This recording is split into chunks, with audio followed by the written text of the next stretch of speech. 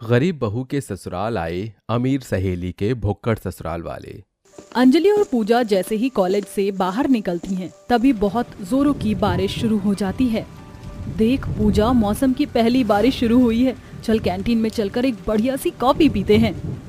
नहीं अंजलि, मेरा मन नहीं है। तेरे पास पैसे नहीं है इसलिए तू मना कर रही है ना। बचपन से जानती हूँ तुझे, जब हम दोनों चड्डी बड़ी दोस्त थे। चल अब। अंजलि और पूजा बचपन की पक्की सहेलियां हैं। अंजलि बहुत ही अमीर घर से है, वहीं पूजा बहुत ही गरीब घर से है, मगर दोनों के बीच बहुत ही गहरी दोस्ती है। कैंटीन में अंजलि की नजर दूसरे टेबल पर खा रही एक लड़की पर जाती है। अबे पूजा, देखा तूने? ये भुक्कड़ लड़की एक बार में पूरा का पूरा बर्गर लपेट गई और अभी भी रुकने का नाम नहीं ले रही है, जैसे कि महीने भर की भूख आज ही मिटा देगी। अंजलि, खाने दे उसे, वो अपने पैसों की खा रही है।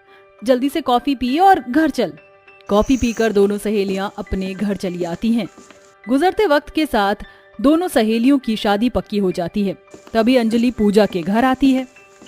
पूजा, ये ले मिठाई खा, तेरी सहेली की शादी पक्की हो गई है।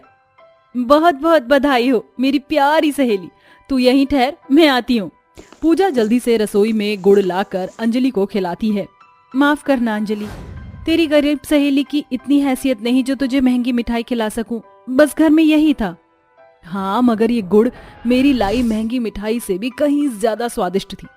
पूजा, कुछ दिनों बाद हम दोनों एक दूसरे से अलग हो जाएंगे, मगर तू हमेशा मेरी सहेली रहेगी। अलग होने की बात से दोनों सहेलियों की आंखें डबडबा जाती हैं और थोड़े दिन बाद शादी करके पूजा और अंजलि अपने अपने ससुराल चली जाती हैं, जहां अंजलि एक अमीर खानदान की बहू बनकर आती है और पूजा एक गरीब घर की बहू। Welcome home Anjali, Kapadia family में तुम्हारा स्वागत है बहू। यू नो व्हाट अंजलि भाभी, today we are very happy. हमारे घर भी भाभी आ गई हैं। कल से हमें डिलीशियस खाना खाने को मिलेगा।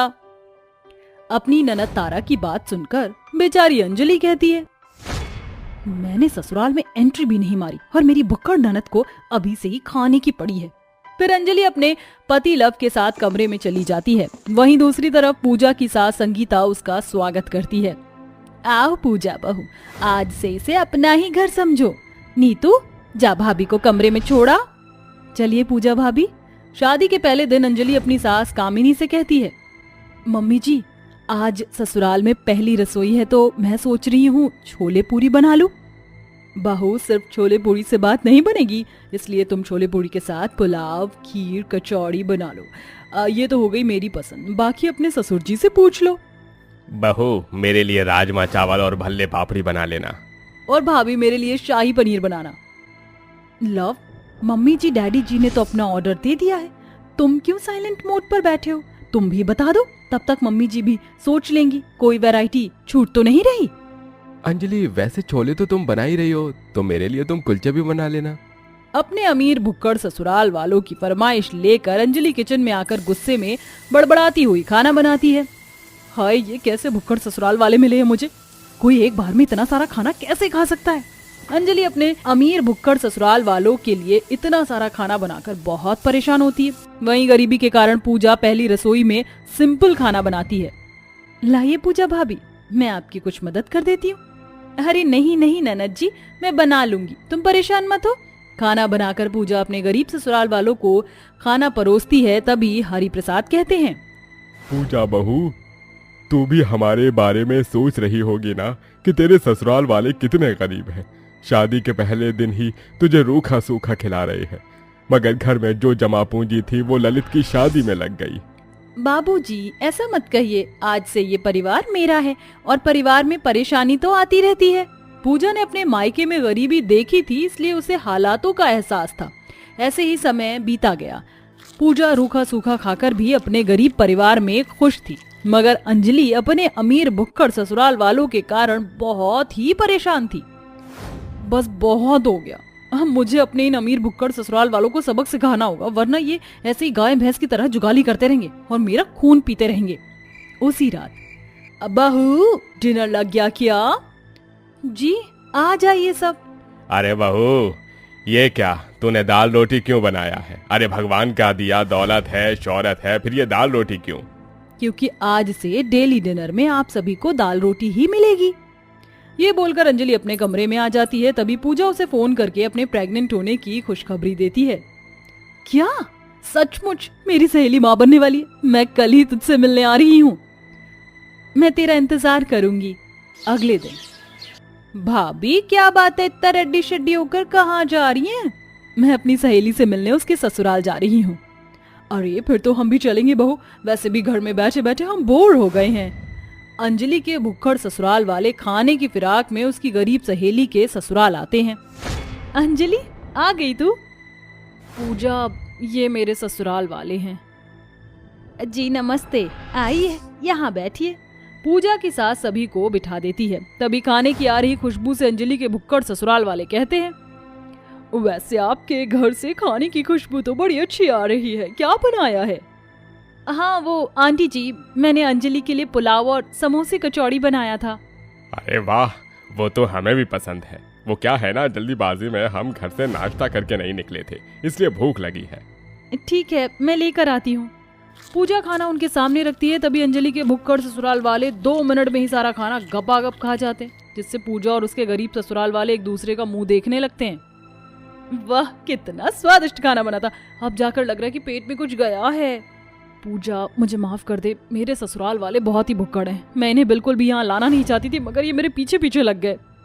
अंजलि अपने भुक्कड़ ससुराल वालों को घर ले आती है, मगर उस दिन घर में बनाने और खाने को कुछ भी नहीं बचता, जिस कारण पूजा और उसके गरीब ससुराल वालों को भूखा ही सोना पड़ता है। इस बात के लिए अंजलि अपने अमीर भुक्कड़ ससुराल वालों को बहुत सुनाती है। ऐसे ही समय बीतता जाता है और पूजा अपनी गोद भराई में अंजलि को बुलाती है। बहू, तू अपनी उस सहेली के ससुराल जा रही है क्या, जिसके घर का खाना बहुत अच्छा था? हाँ, मगर इस बार मैं आप सभी को अपने साथ बिल्कुल नहीं लेकर जाने वाली। बहू ऐसा मत बोल, इस बार हम अपने खाने पर कंट्रोल रखेंगे, अब तो ले चल। अंजलि अपने अमीर भुक्कड़ ससुराल वालों की बातों में आकर उन्हें साथ ले जाती है। अरे भाग्यवान, ये बहू की सहेली के भुक्कड़ ससुराल वाले तो फिर से चले आए। अजी, हमने तो सिर्फ अपने परिवार लायक ही खाना बनाया है, पता नहीं आज कुछ बचेगा ही नहीं।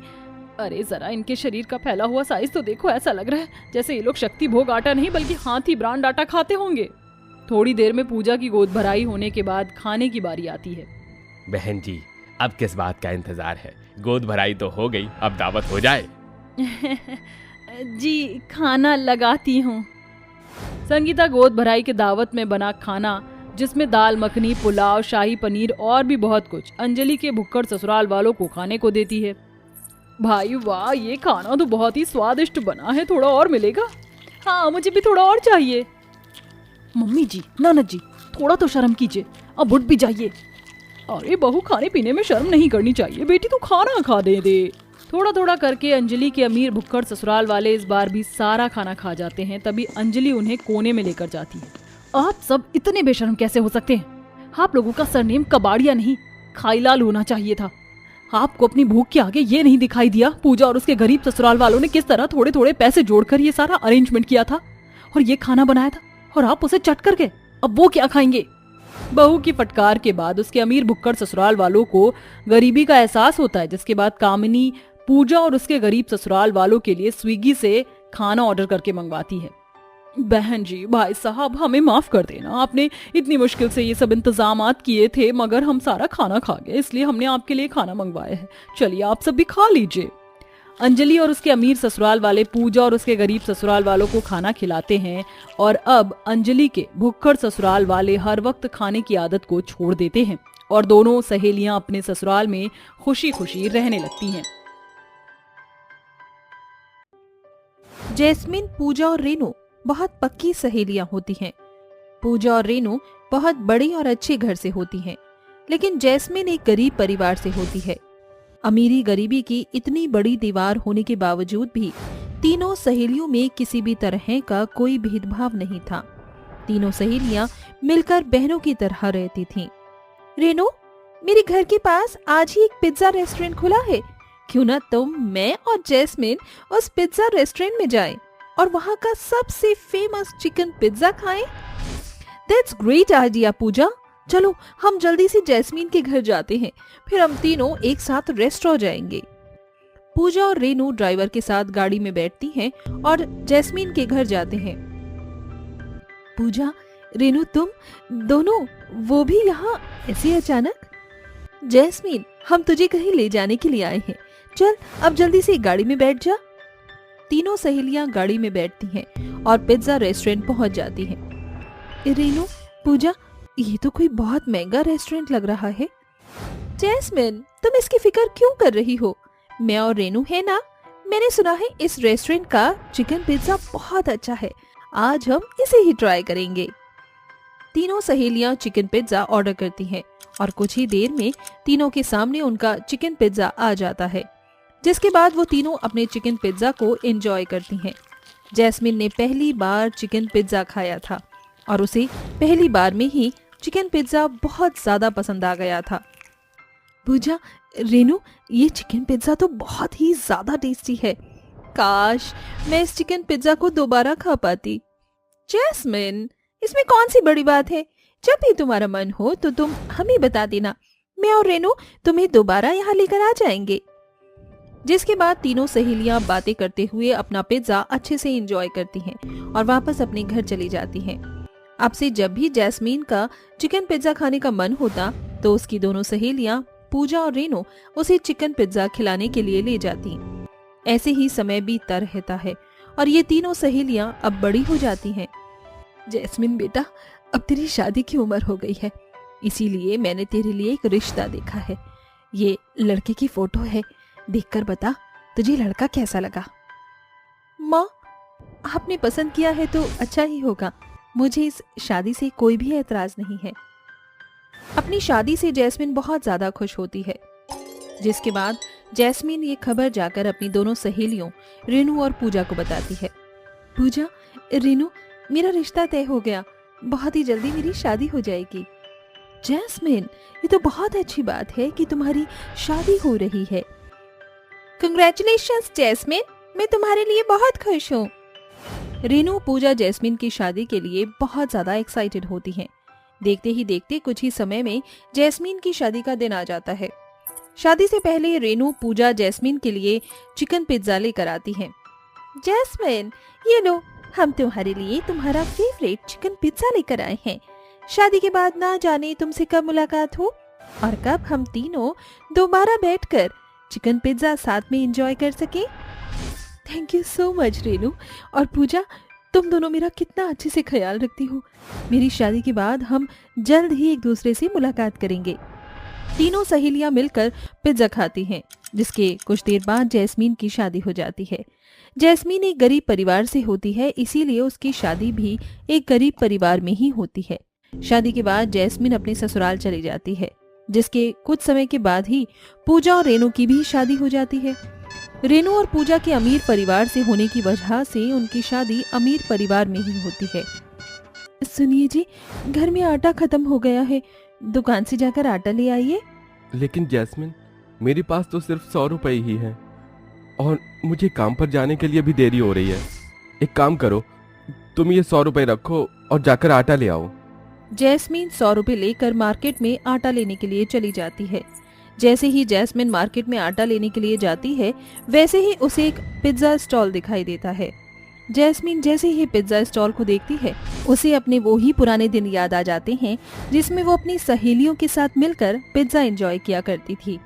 पुरानी बातें याद कर जैस्मिन की आंखें नम हो जाती हैं। मेरे पास तो सिर्फ ये 100 रुपए हैं, अगर मैंने पिज्जा खा लिया तो मैं आटा कैसे लूंगी? एक काम करती हूँ, आटा ही ले लेती हूँ, कम से कम पूरा परिवार रोटी तो खा पाएगा। जैस्मिन अपने मन को मारकर परिवार के लिए आटा ले लेती है और घर जाकर सबके लिए रोटियां बनाती है। जब भी जैस्मिन किसी भी चीज के लिए मार्केट जाया करती, उसे हमेशा वही पिज्जा का स्टॉल दिखाई देता। पिज्जा स्टॉल को देख देख कर जैस्मिन का हमेशा पिज्जा खाने का मन करता, लेकिन पैसे न होने की वजह से जैस्मिन अपने मन को हमेशा मार देती। समय बीतने के साथ साथ जैस्मिन अब अपने मन को मारना सीख चुकी थी। तीनों सहेलियों की शादी को काफी समय हो जाता है, इसीलिए रेनू और पूजा जैस्मिन से मिलने का प्लान बनाते हैं। रेनू, जब से जैस्मिन की शादी हुई है तब से हम उससे नहीं मिल पाए हैं। मेरा उससे मिलने का बहुत मन कर रहा है, चलो हम उसके ससुराल चलते हैं। मन तो मेरा भी बहुत कर रहा है जैस्मिन से मिलने का। कितना समय हो गया है ना हम लोगों को साथ में बैठे चिकन पिज्जा खाए हुए। चिकन पिज्जा तो जैस्मिन को बहुत पसंद था ना। न जाने शादी के बाद उसने खाया भी होगा या नहीं। पूजा और रेनू जल्दी से गाड़ी में बैठती हैं और जैस्मीन से मिलने उसके ससुराल जाती हैं। जैस्मीन पूजा और रेनू को देखकर बहुत खुश हो जाती है, जिसके बाद तीनों सहेलियां आपस में गले मिलती हैं। पूजा, रेनू, तुम दोनों यहाँ, वो भी ऐसे अचानक? हाँ जैस्मीन, हमें तुम्हारी बहुत याद आ रही थी, इसीलिए हमने सोचा कि हम तुमसे मिलने तुम्हारे ससुराल आ जाएं। बहू, कौन आया है? पिताजी, ये मेरी बचपन की सहेलियां पूजा और रेनू है। बहू, अपनी सहेलियों को बाहर ही खड़ा रखोगी या अंदर भी बुलाओगी? जैस्मीन और उसके ससुराल वाले पूजा और रेनू का बड़े ही प्यार से स्वागत करते हैं और उनके लिए अच्छे से अच्छे नाश्ते का बंदोबस्त करते हैं। पूजा, रेनू और जैस्मीन काफी समय के बाद मिलते हैं, इसीलिए वो तीनों बैठकर बहुत सारी बातें करते हैं। शाम होने के बाद रेनू और पूजा जैस्मीन से मिलकर वापस अपने घर आ जाती हैं।